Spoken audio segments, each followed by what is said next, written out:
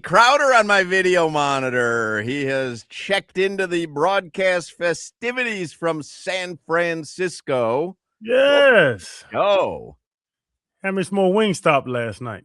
it's ridiculous. In fact, I talked with Dino Coretta about it because, he's a California guy. And Clay Ferraro is going to join us here. I'm going to bring him on in a second. Crowder is just joining us because he was doing some stuff for the Pivot earlier in the show. So I don't know if you saw, the trade deadline has come and gone, and Giannis is still a Milwaukee Buck. And there are a lot of outraged Heat fans. I'm not one of them. I was making the analogy in the last segment to Solana. If you're going to swing for monster dongs, you're not going to connect. And you have to make a decision. Do you want to be a home run hitter, the likes of which Giancarlo Stanton rips the seams off a ball, or do you want to be a slap singles hitter? Because very rarely can you be both. And the Heat, they've shown you over the years who they are. Mm-hmm. They are a monster dong hitter, which means you're going to strike out a lot because that's the way that it works in baseball. Yes. And so they tried to get Giannis. Didn't happen yet. Doesn't mean it won't happen in the offseason, but there's a lot of – they're the only team in the East that did not make a single move during this trade deadline time. But we're swinging the bat really, really hard, and I love that as an organization.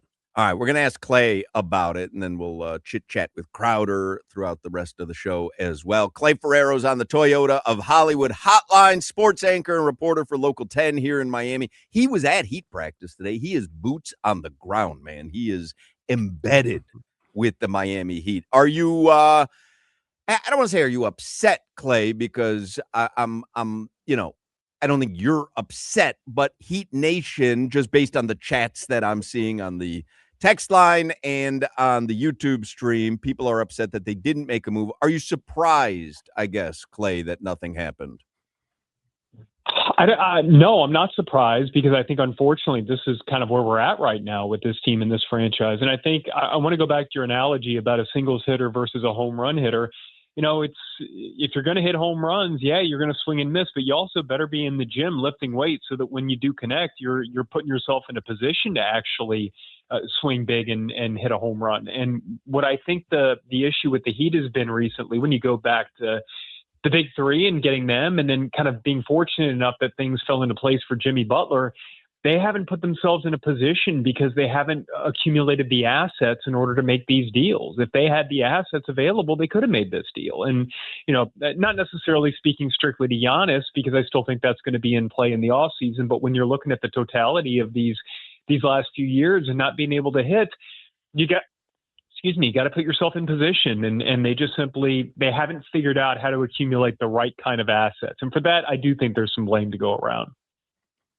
And but Clay, to that point where just at least swinging for it, at least always being in the conversation. Like, there's not a lot of teams that can say they're always in the conversation for a Giannis or even the Damian Lillard, where we know he got hurt afterwards, but just always being in the conversation. Is that something to say for an organization? No, I don't think that does anybody any good. You got to find a way to get something done. And I also think if that's not going to get it done, then you got to figure out another way. I think one of the biggest issues that's happened over the last few years, and maybe one of the biggest mistakes, is that I think Jimmy Butler being so good and such a supernova in the biggest of moments, and especially in the playoffs in 23 and 2020, I think it kind of led the Heat to believe that maybe the rest of the core pieces were better than they actually were. And when you've got a player like that, you either got to understand that, man, he's an elevator. He's elevating everybody around him. And I'm not saying that I think they made the right choice not to pay him. I think trading him was the right choice at the time. But I also think that what we've seen over the last couple of years since he left is that, the core that's left just isn't the type of core that can get you there. And so at that point, you got to pick a direction. And right now it feels like they're just going to be stuck on the hamster wheel of play in and then, maybe you get out of that and get into the playoffs. But no, to me, being in the conversation doesn't do you any good when you've already raised the bar around here that it's championships or bust. Clay, what does that different direction look like? Because, I was telling Hawk earlier, I am a little disappointed. I thought Giannis was a long shot after I read that piece in The Athletic, his one-on-one where, it was very clear he wasn't going to make a stink. He wasn't going to force his way out of there. So I just felt like it was a long shot after reading that. And I wonder what the direction looks like in your mind where they do pivot and kind of change course. Was it trading some of their younger assets and just stockpiling picks? Because again, like, it goes against everything that this organization has done over the course of time that Riley's been here. But I think that's where you have to reevaluate. And I understand all of that, and that they view this is how they got here. And yet, man, I think you also got to look at just how great Jimmy Butler was during his time here in the playoffs. I'm speaking strictly about the playoffs because, when Jimmy was coasting in the regular season, you're a play-in team. When Jimmy was just normal Jimmy, you're a play-in team. And then when Jimmy flipped the switch come playoff time, man, you just got this special player that can elevate an entire roster. He's gone now. So you have to kind of decide, all right, well, how are we going to get back to where we were? And to me, it's, okay, if you're not going to be able to hit on a Giannis today, if you're not going to be, and I agree with you. I don't know that it was ever a realistic possibility, but then you got to look at, okay, is this team going to compete? Is this team potentially going to win a championship? And I mean the 25-26 Miami Heat. And I mean, honestly, it's kind of challenging to see that happening, right? So it's hard for me to believe that you couldn't have gotten something for some of these players. Andrew Wiggins is one that I look at as somebody that could have been really enticing to a team when you hit the deadline, and 3-and-D wings are really hard to find right now. So I would have looked to see if, man, even if you could get a couple of second round picks, those are being used as assets these days. I don't understand the idea of just kind of being stuck on the hamster wheel year in and year out. I know Giannis was the whale, but maybe a tuna in John Morant. How did you feel about the John Morant thing? He might not be a whale, but he's at least a big mahi. And see, I would have been fine with taking a chance, because you're talking about taking swings, right? Well, I mean, you're taking a swing on a guy who had immense talent a few years ago. And, I understand that some of the metrics have gone down and stuff like that and stuff around the rim. And maybe there are some issues right there. Look, if their scouting department came back and said, hey, look, we've watched this guy. He's not getting to the rim like he used to. The explosiveness is gone, because you've heard some of that with the analytics. If that's the case, then fine. I don't mind that, because at least then you're saying there's a player value reason why we're not doing this. But if you still believe that the talent is there, then that's the type of player that you take a swing on. Remember, I mean, you go back and all the stuff that was going on with Tim Hardaway in Golden State, and I'm not comparing the two situations as far as the specific situations, but as far as, like, man, they're ready to move on, and there was a feeling that Tim Hardaway wasn't the player that he had been, and yet those are the types of players that in situations in the past that Riley's capitalized on. I guess it kind of begs the conversation of, if there has to be a shift in strategy or trajectory, then you really have to talk about making a shift in the front office. No? I mean, we know who Pat Riley is. Pat Riley is not satisfied doing what the Bulls did, trading some pieces to get 9 second-round picks. He is a whale hunter. And if you're saying that strategy just isn't working, hasn't worked in a long enough time, then you're really having a greater conversation, no?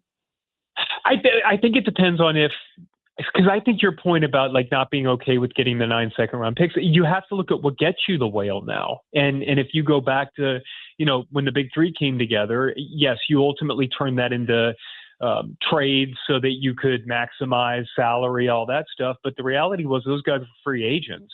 Free agency happens before free agency now. It's during the trade deadline, the year before free agency. And so if you're not accumulating the type of assets at that point, to me, it's less about it. And I know what you're saying as far as, is it time to start talking about moving on and having somebody else take over? For me, no, it's man, whoever's in that seat has to realize the direction that this stuff has gone now. Look back at, Oklahoma City. Man, everybody made fun of Sam Presti for a while. Oh man, he's just accumulating all these first round picks. Well, look at how that turned out for them. And I'm not saying that you have to follow that model. And, they ended up trading for SGA, part of that Paul George deal, and that worked out really, really well for them, obviously. But you have to look at how these teams are built now and say, how can we get to that? And because the game has changed, the CBA has changed, and nobody knows that better than Andy Ellisburg.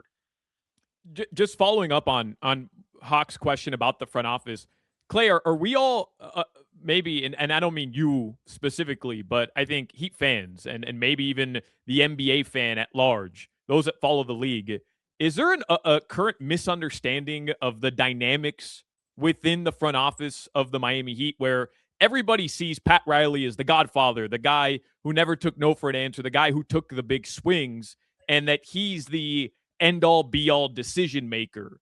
And is the dynamic in your eyes very different now where you have obviously Mickey Arison, the owner, but you have Nick Arison and then Andy Ellisburg. I imagine Coach Spoelstra's in there as well, where it's not just Pat Riley saying we're doing X and we're pushing all the cards into it.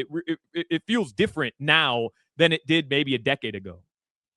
Well, I think you do have a number of voices in there, but I also think ultimately Pat Riley's the one whose voice is the one that makes the final decision. And, you know, I think he is, you just look at the roster construction over the last few years and, you know, also look at how things are going with Khalil Ware right now with Eric Spoelstra. And you know that Spo loves the positionless basketball. And I do think that there has been Riley relenting a little bit on the old school traditional center and stuff like that.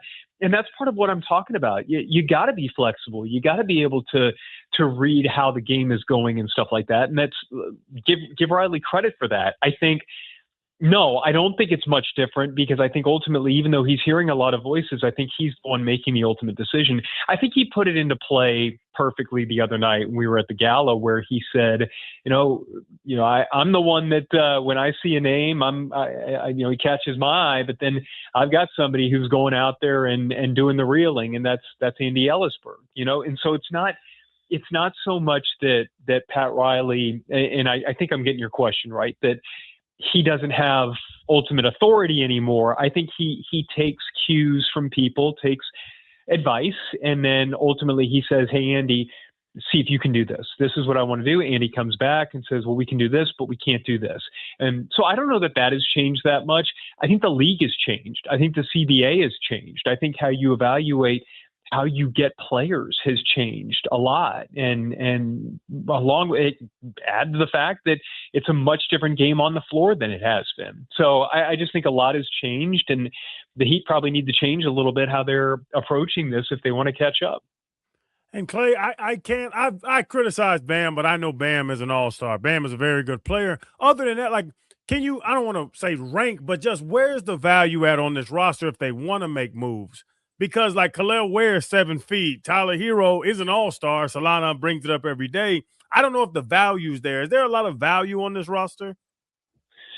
So I think that's why I mentioned Wiggins off the bat, because that's somebody who I think if you're not going to win it, he's the type of player that, you go back to that championship that the Warriors won over the Celtics, then you could make the case until Steph went nuclear at the end of that series that Andrew Wiggins could have been the MVP of that series. He's a guy who's very good on a very good team. You put him on a team where he can play his role at a high level, then man, he can be outstanding. I'm saying that because there's some teams out there that probably look at themselves as contenders. I have a hard time thinking that you couldn't have gotten something for him, with his contract situation being what it is. And I do think there's value in Ware. Now, I do think that what's happened over the last few weeks between him and Spoelstra probably has not helped that value very much. You ask about Tyler Hero. I mean, we were talking about him in the media room today. That's a very dicey situation when you look at the health situation with him not being able to stay healthy, and then the big contract that he might be due and who's actually going to pay that. And so I think that there is some question about what the value is there. And with Norman Powell, great to see him as an all-star this year. They're going to have to make a decision on his contract. I'm saying all this because there is no one guy that you look at and you say that guy can get you 2 or 3 first-round picks. But I think when you look over the course of the last few years, when you're not going in, when you're not going to be that championship team, and championship has been the standard that you've set, got to figure out a way to get there. Should they have made Bam available? to get Giannis? And is there the possibility now that Bam's going to end up requesting a trade because he hasn't had the right pieces around him? No, I don't think Bam ever requests a trade, and I don't think you make Bam available to get Giannis because unless you've got something else lined up. And I also think Bam is just such the heartbeat. And I understand what Crowder is saying. With Bam, you end up looking at him as kind of being the heartbeat of that locker room, and the value that he brings to the Miami Heat is greater than he's going to bring probably to any other team in the NBA. So I think you're trying to find a way to pair somebody with him, because I don't know that you can bring back equal value, right? And so I think if you're the Milwaukee Bucks, if you're rebuilding, I don't know that you put as much value in a player like Bam as the Heat do the player and the person that Bam Adebayo is. So, and no, I don't think Bam ultimately ends up requesting a trade. I just think the Heat have to find ways to build around what he brings. And look, you're not going to win a championship if he's your first best, especially offensive player. Maybe not if he's your second best offensive player. But as far as being an all-around player and a heartbeat of the locker room, he's the type of player that you keep and you find a way to supplement that. Well, this was a bummer, Clay. Well, I mean, don't blame me, man. This entire segment is a downer, Clay. That's your fault, Something Clay. more. Probably the saddest segment. And this is the first time I've been able to get on with you guys in months, and now it's like, man, Boy, it's gonna be the last time for a few more months. Hey, make us laugh, funny boy. Let's see. What in the world? You put me on the spot. I was I just don't have thinking, any I was good watching jokes. The Office last night, those terrible D'Angelo Vickers episodes. And Oh, my Andy Bernard is he thinks he's the Office funny guy. And D'Angelo Vickers is like, make us laugh, funny guy. He just puts his hand in a toaster. Put your hand in a toaster for us, Clay. Everybody's was feeling so terrible. It was so bad when The Office decided they had to try to find a way to replace Steve Carell. Don't even get me started. They put everyone in this horrible situation by bringing in Will Ferrell to preen and pose at the camera for 4 episodes. And Steve Carell had to pretend like it made sense and had to have that witty banter with D'Angelo Vickers. It was just terrible, terrible. Oh, so that's forced. worse than the in a Heat show at that the never trade felt deadline. That's how you bring it full circle Yeah. and make us sad again. Yeah. No, gave it a shot. All right, Clay, we appreciate that. We do appreciate your time, though. We do appreciate your time. It's just one of those days where Heat fans are in their feelings right now. I totally understand it, but I also like swinging for the fences. I like being the team that swings for the fences. I really do. You're Gorman Thomas, if you want to go back. Yes, You're I'm Dave Kingman. Yes, that was You're the guy I used with Solana, and obviously it fell on deaf ears with Solana. But Dave Kingman took hacks, man. He was going to strike out 9 out of 10 times, but that one time that he connected, holy mackerel! Dave Kingman could send that ball flying. All right, see you, Clay. Take care, guys.